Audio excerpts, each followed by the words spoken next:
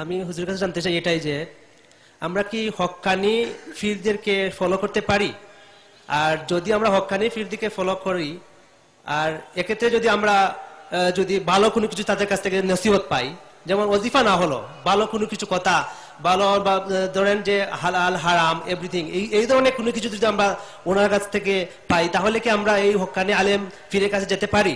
আমি হুজুরের কাছে এই প্রশ্ন জানতে চাই। আসলে পীর মুরিদি প্রথাটি এটি ইসলামের মধ্যে ঢুকেছে, মুসলিম উম্মার মধ্যে ঢুকেছে। ইসলাম যখন মিশরে যায়, তুরস্কে যায়, সিরিয়ায় যায়, এইসব অঞ্চলে খ্রিস্টান সন্ন্যাসীরা ছিল, গির্জায় সন্ন্যাস জীবন, বৈরাগ্য জীবন তারা যাপন করত। এসব অঞ্চলে ইসলাম ঢোকার পরে কিছু ভুলাভালা মুসলিমরা, মিশরের 9টা আশ্রম ছিল, এসব আশ্রমে তারা যাতায়াত করত, তুরস্কেও ছিল। এগুলোতে যাতায়াত করতে করতে কিছু লোকেরা তাদের সেই বৈরাগ্যবাদকে ইসলামে ঢুকাই ফেলছে। পীর মুরিদি বা তাসাউফ এগুলি এক ধরনের বৈরাগ্যবাদ। ওই বৈরাগ্যবাদটাই বিভিন্ন রূপে রূপান্তরিত ইসলামে ঢুকে গেছে। এই জন্য আপনি যে বলেন একজন হাক্কানি পীর, একজন হাক্কানি পীরকে হাক্কানি হতে হলে পীর মুরিদি আগে ছেড়ে দিতে হবে।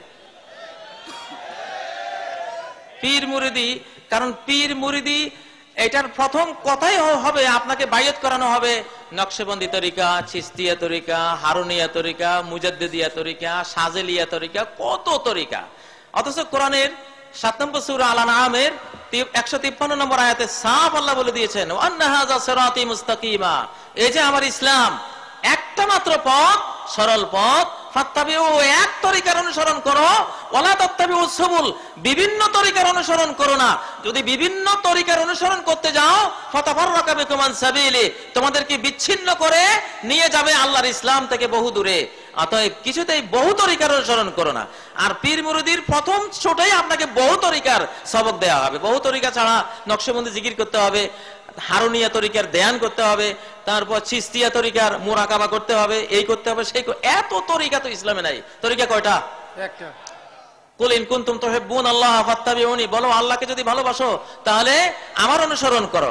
আসলে বিশ্বব্যাপী পুরোহিত, পীর, ব্রাহ্মণ, ঠাকুর, পোপ, ফাদার, এসব ধর্ম নিয়ে যারা স্টক ব্যবসা করে, ধর্মকে মনে করে এটা আমাদের স্টক মাল, এটা নিতে হলে আমাদের থেকে নিতে হবে। আমাদের মিডিয়া ছাড়া কেউ আল্লাহ পর্যন্ত যাইতে পারবে না।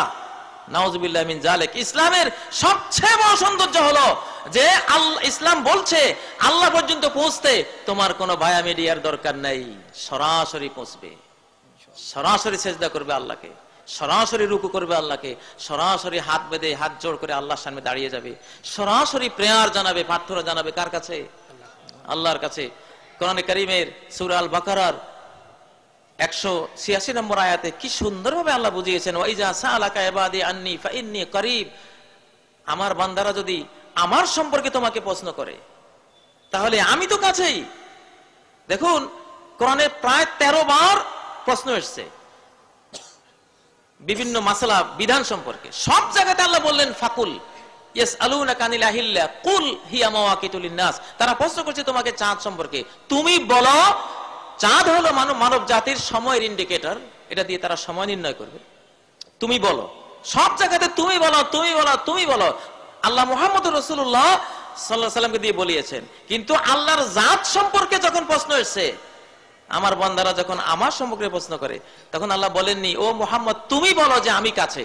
এখানে তুমি মাইনাস করে দিয়েছেন। আল্লাহ তার আর বান্দার মাঝখানে কোনো মিডিয়া রাখেন নাই, এমনকি মুহাম্মদুর রাসূলুল্লাহকে রাখেন নাই। বললেন সরাসরি ওয়াইজা সাআলাকা ইবাদি আন্নী ফাইন্নী করিব, বান্দারা যদি আমাকে আমার সম্পর্কে তোমাকে প্রশ্ন করে তো আমি তো কাছেই। উত্তরটা সরাসরি কে দিচ্ছেন? আল্লাহ নিজে দিচ্ছেন। এটা বুঝালেন যে বান্দার আর আমার মাঝখানে কোনো মিডিয়া নাই।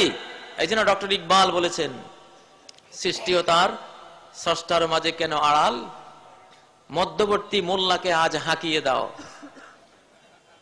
যত ঠাকুর আছে ওদেরকে হাঁকিয়ে দাও, যত পুরোহিত আছে তাড়িয়ে দাও, যত ব্রাহ্মণ, যত পোপ, যত ফাদার, যত পুরোহিত, যত পীর, যারা সৃষ্টি আর স্রষ্টার মাঝখানে আর অন্তরায় হয়ে বসে আছে, মধ্য সত্যভোগী দালাল মাবুদ হয়ে বসে আছে, এদেরকে বিতাড়িত করো। এদেরকে বিতাড়িত না করলে মানুষ আল্লাহকে পাবে না। আল্লাহর বান্দার মাঝখানে কোনো ওয়াসিতা নেই। কোন মিডিয়া নাই, সরাসরি আল্লাহকে ডাকবো, সেজদা দেব, ইবাদত দেব, তার নৈকট্য নেব ইনশাআল্লাহ নবী রাসূলদের প্রদর্শিত পথে। এটাই হলো তাওহীদ।